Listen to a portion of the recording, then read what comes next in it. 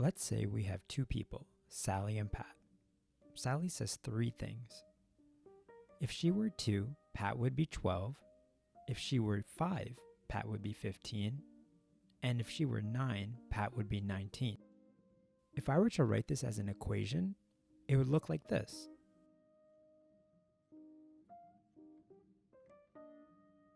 If I were to plot these points, I could connect them and make a straight line. This line helps me estimate Pat's age given that I know Sally's age. Meaning, if I knew that Sally was 18, using this line, I could find Pat's age to be 28. Let's say that we were given the temperature from Sunday to Friday, and we want to predict what the temperature will be on Saturday. The best estimate we can make is by constructing a line that passes through as many points as possible. This will also be the smallest distance away from any point that we do not hit. Using this line, we can estimate Saturday's temperature to be 78 degrees. Unlike the last example, where we knew without a doubt that Pat's age would be 28, 78 degrees is just an estimate, and is not a sure thing. To see why, we must inspect the graphs. Notice on the left, the line passes through all the points, but on the right, it only passes through some points. The more points our line of best fit crosses through, the more confident we are in our answer.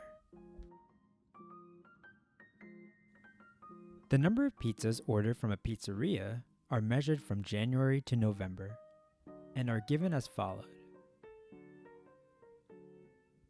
Notice to draw a line of best fit is very challenging here since the points are all scattered widely. However, using technology, we can still find a line which is the smallest distance away from each point. If we use this line to estimate the number of pizzas sold in December, we would get 348. But how reliable is this estimate? Remember what we said prior, the more points a line crosses, the more confident we are in its estimates. Since this line does not cross any points, we have almost no confidence in this estimate of 348.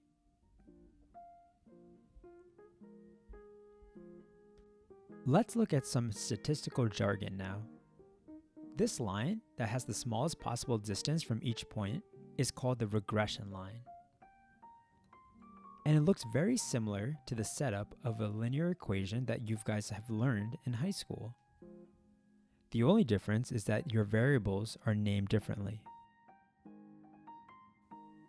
The level of confidence is called the linear correlation coefficient and is denoted by a lowercase r.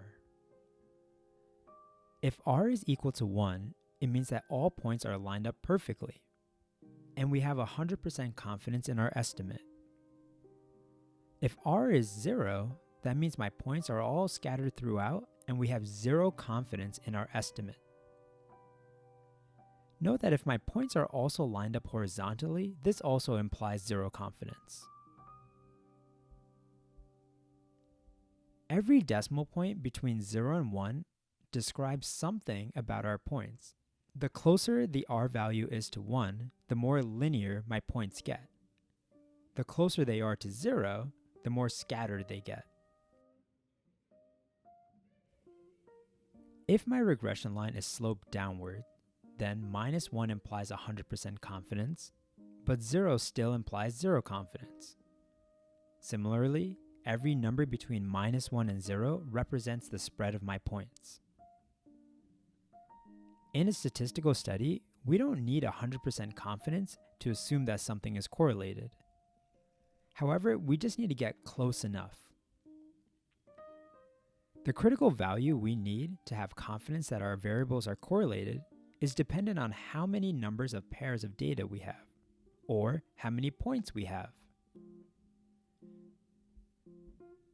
So if there are 5 pairs of data, and my regression line is downward sloped, Then, in order to have confidence that my variables are correlated, I need to have a linear correlation coefficient of minus 0.878 or less. If there are 11 pairs of data and my regression line is sloped upward, then I need a linear correlation coefficient of 0.602 or greater in order to have confidence that my variables are correlated.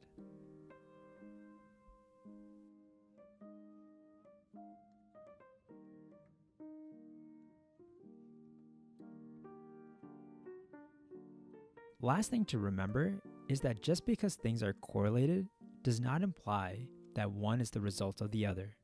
In other words, correlation does not imply causation.